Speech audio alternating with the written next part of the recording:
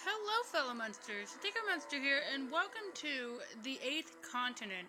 I'm in the process right now of reading the Eighth Continent too, because I read this way back. I think this was like 2 years ago when I read it, and I believe it was in November they released the second one, and I didn't find out until last month. But basically, this is kind of like a visual novel thing. There's mini games and stuff in it, and then as you guys can hear, there's sounds and all that stuff. It's really good, and I figured you guys would want to, know about this because it's good. I promise you guys, it's really good. Okay, welcome. You're about to embark on a great adventure. You play as Morgan, the hero of this tale, and it is your choice. It is your choices that will guide the story and determine the fate of the people in it. As you read, turn the pages by touching or swiping the screen edges of the screen. Whatever. Okay, basically, it is the tutorial. That's why I can't read, because it's the tutorial. I have no interest in that.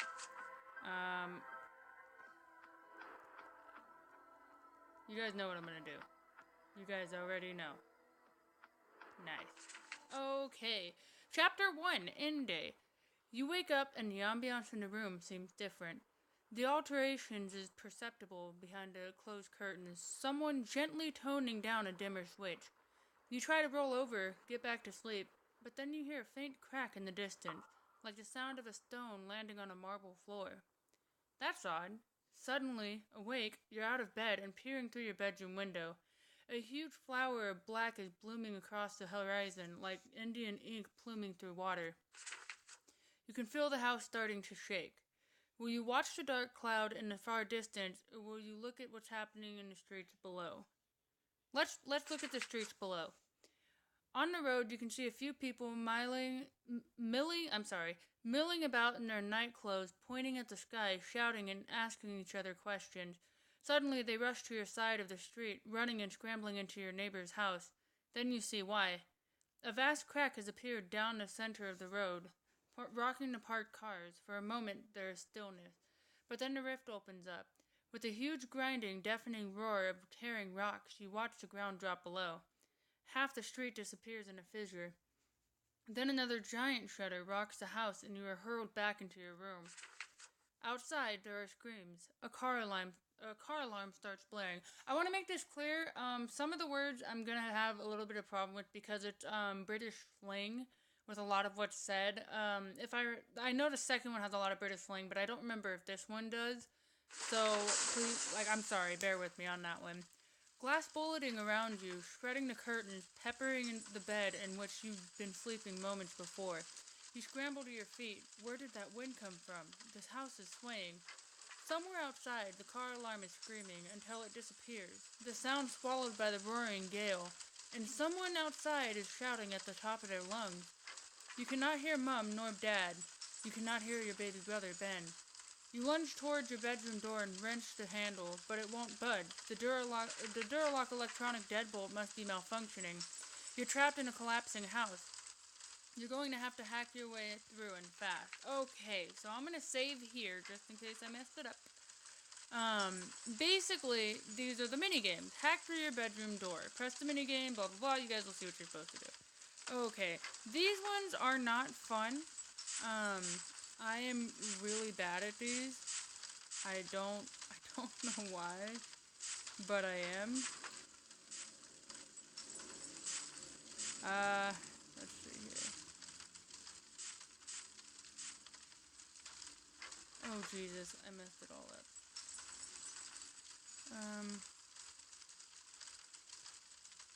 There it is. Okay, cool. I did it my first try for once. Okay.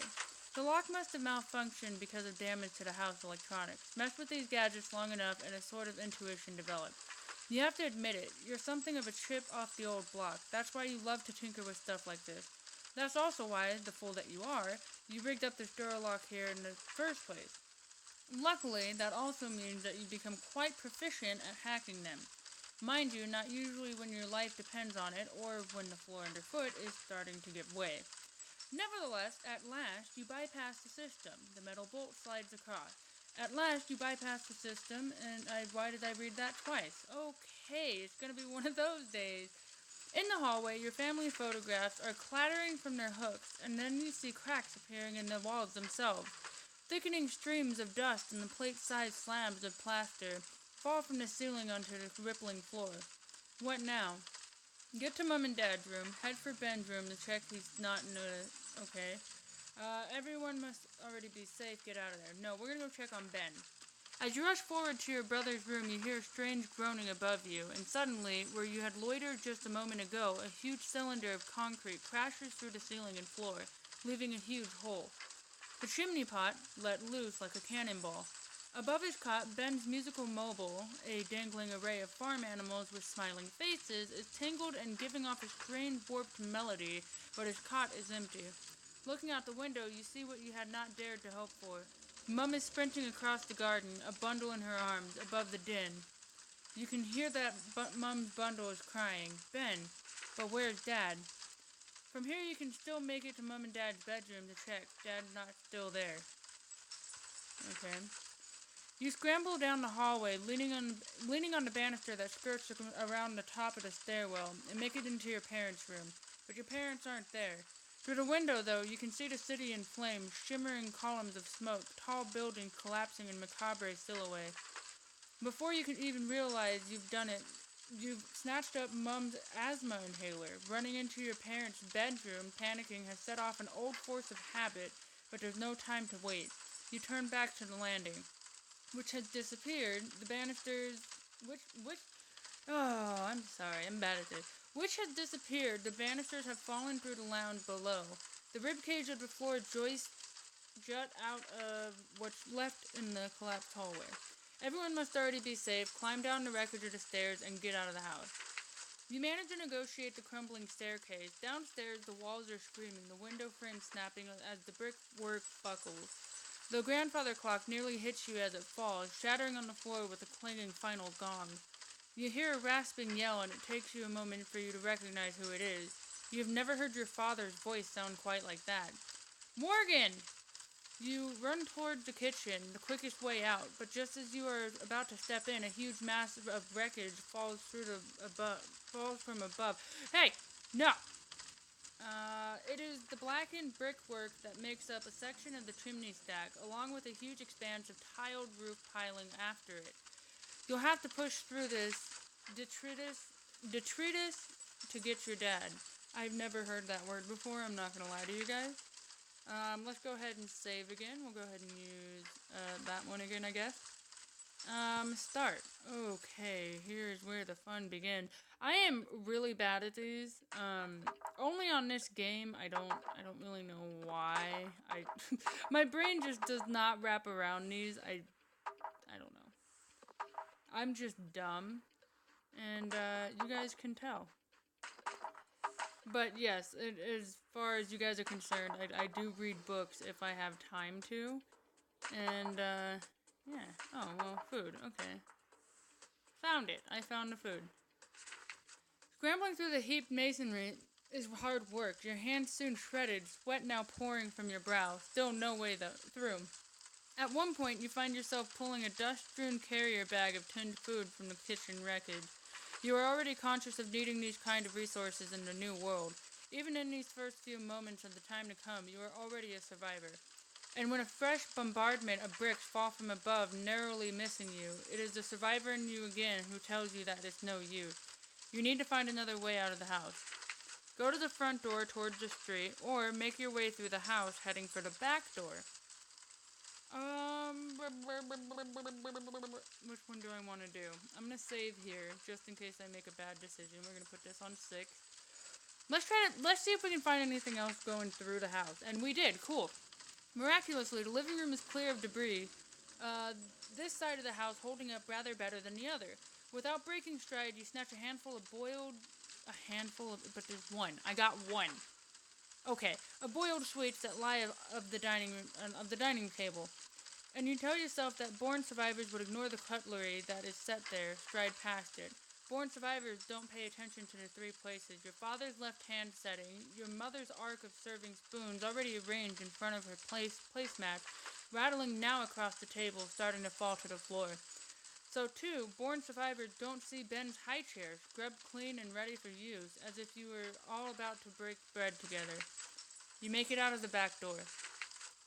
You ran Excuse me. Oh my god. Okay, we are back because I hate the mobile strike ad so much. You run straight in the dad's open arms. Morgan, thank God, with an anguished groan, wild-eyed, his hug is all encompassing, sobs shaking his torso. Where were you? We looked, we called, but you didn't reply. We had to get Ben out. But there's no time to explain. A moment later, he has you by the hand and is pitching across the garden, indistinct chaos erupting behind you. He's heading for the bunker. At the bottom of the garden, you have an old underground shelter, a relic from the Second World War, and what used to be your den when you were younger. Recently, Dad reclaimed the bunker as his workshop. Right now, though, it's either to be your family's refuge or crypt. We can't just, let's see, we can't just wait this out in the bunker. We need to keep moving. The bunker seems like a good idea. I'm gonna say the bunker, because that seems like I would personally go in the bunker, but the only thing I would have to worry about is if the floor, like if the ground caved in with the bunker, because then that would be an issue. As you move out into the open of the garden, you notice a change in the sky. Black streaks have appeared across the already shadowed horizon, like ashen contrails that fall to the ground and end in thunderous explosions. You see them detonating from some distance, but as if they are somehow homing in on you and your father. The artillery barrage of projected volcanic bombs seemed to be swinging this way. A moment later, you see the trees at the end of the garden incinerated by the bolts of fiery magma, and then the bombs are strafing towards you, hammering into the ground. Dad is pulling you even faster towards the bunker and towards the approaching explosion. Will you go with him? Will you let go of his hand and move sideways out of the line of fire? I mean, that can go one of two ways. I mean, if I stay with the dad, he'll know that I trust him with my life and all that, but there's the risk of getting hit as well. And I'm a very empathetic person, unfortunately. So we're gonna go ahead and stay with him. You grip harder to your father's hand, though he's almost pulling your arm from its socket. You falter, try to regain your balance, and push your legs forward. All around is the sound of crashing meteorites, explosions of heat and mud. Dad is shouting and pulls you onward once again, but you fall. Then the world erupts into a suddenly dark, ringing stasis. The flat line screech in your ears pushes every other sound underwater, and you're so dazzled that your vision too is under fathoms of sea. You try to push yourself upright, but the sound of exploding stone, the spray of soil and smoke, the orangey tint that ignites every surface is a mesmerizing wow, what is that word? Kaleidoscope? Kaleidoscope! Oh my god, I'm so stupid. I am sorry. Holy shit, I didn't know what that word was. Kaleidoscope. I've never spelt that word, so that wants you to rest, to close your eyes, to sleep. Your father, fluid at the edges and swaying indistinctly like seaweed drifting under a current, seems to come through the clouded landscape. You feel his light touch on your arm, your shoulder, as distant as the horizon. In a trance, you are guided through the new world, your dulled senses somehow replaced by a sudden affinity with the earth over which you stumble. Both of you are shaken, both of you cut and bruised and burnt, and neither you nor the earth can be sure if you'll ever recover. You hear voices ahead. Through the gray and black voices, the ash warm around your shoes, you crunch through the fogs, your breath acidic and cloying. Behind you, you cannot help but turn as, with a sudden crack, like the sound of a giant oak being felled, your home begins to crumple, folding in slow motion like melting plastic. Suddenly, lances of screaming rock tear through it as it falls, fatal strokes to shorten the suffering. The house then seems to drop into a void. Your old life is gone. At the end of the garden, the bunker is crouched low against the tumult. Its door is swinging open, and then there is the voice of woman's, Mum's. Mum is leaning out of the bunker, little Ben in her arms, and she's calling to you, crying. You both fall into the bunker, slamming the steel doors shut. But there is no respite. Your mother is still on her knees, gasping, choking, coughing. She cannot catch her breath. She has been shouting, breathing ash, panicking. Her asthma may do what all the deathly elements have so far failed to achieve. If only you had her inhaler, which I do. Should I try calming her down first? That actually sounds like a good idea, because what if she needs her inhaler later? Let's try to calm her down first. You take hold of your mother's shoulder, turn her face towards you, and you whisper at first, then shout over the din, tell her to control her breathing. Panic rising in her voice, she tells you she can't, gasping and tears cleaning past through her begrimed cheeks. Sentences cut off by rattling, weak inhalations. And panic rises in you, too. You look across at your father. He is holding Ben now, whose stunned eyes stare into the distance, and your father's expression is that of helpless terror. But you've done this before. You've done this so many times before. You start to tell your mother a story about the time she locked her inhaler in the house, and about how Dad had to break in to get it. How she didn't need it by the time he'd come racing out. About the time you all went on a family walk at Aldenham Park. About how she'd accidentally packed an empty one, and about how she'd had to borrow some stranger's brown inhaler. It had given her a natural high. And your mother isn't breathing. No, your mother's laughing now. You're all laughing, and outside, the world is blowing up itself apart. The metal door has a letterbox size. Okay, cool. So I still have her inhaler then. That's good. Wait, I'll reread that. The metal door has a letterbox size hole, and you pull across its shutter, which squeals and loosens bronze shards of rust. It is a 20 square inch picture of the world. The volcanic bombs seem to have ceased falling now, but the low rumble and intermittent trembling of the ongoing quake persist. In the distance, seen through thickening layers and waves of purple, black, and phosphorus smoke, you watch buildings continue to fall, crumbling silently like tissue paper held up to a flame. The roar of wind drowned out every other sound. How many others can have survived? You cannot see anyone, nor hear a single voice. You close the shutter. It is better to look at the faces of your mother and little Ben, who is crying at last. Usually an unwelcome sound, but which now feels like the last scrap of home you have. Already Dad is looking around the concrete shelter, holding out his hand to help him visualize what he could do with the space. There's room enough for bunks, he tells you. Luckily, he already plumbed in a sink, though how long clean water will last is anybody's guess. But you have no energy for foresight. Not yet. You slump to the floor. Your brain is asking you for sleep. It wants to catch up with the new world that you'll be waking up to. Okay, and that is chapter 1. We are now going into chapter 2. I'm going to actually do a back-to-back recording on this. I might upload both today. I'm not 100% sure. I apologize for my reading. I don't know why. I used to be great at reading. I don't know what happened. But anyways, that was The Eighth Continent. I hope you guys are enjoying it so far. As a little recap, basically, there was this huge event that, like, I know exactly what it is, but I really don't want to give anything away. But basically, there was this huge eruption that took everything out, and my whole family's in a bunker. That's basically what the first chapter is.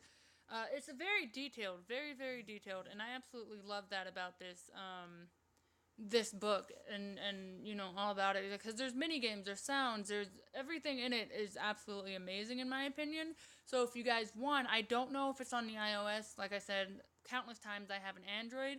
I would definitely recommend downloading it. It's at the Play Store, and like I said, it's called The Eighth Continent. There is a free version, or you can buy it so you don't have ads, but I just played a free version because the ads aren't that bad anyways. And The Eighth Continent 2 is out as well. So it's a trilogy, so we're still waiting on one book. But other than that, that's all I have to say. So thank you guys for watching. I really appreciate it. If you guys like this video, finger that like button for me. And remember, when there's a shout, the monster's out.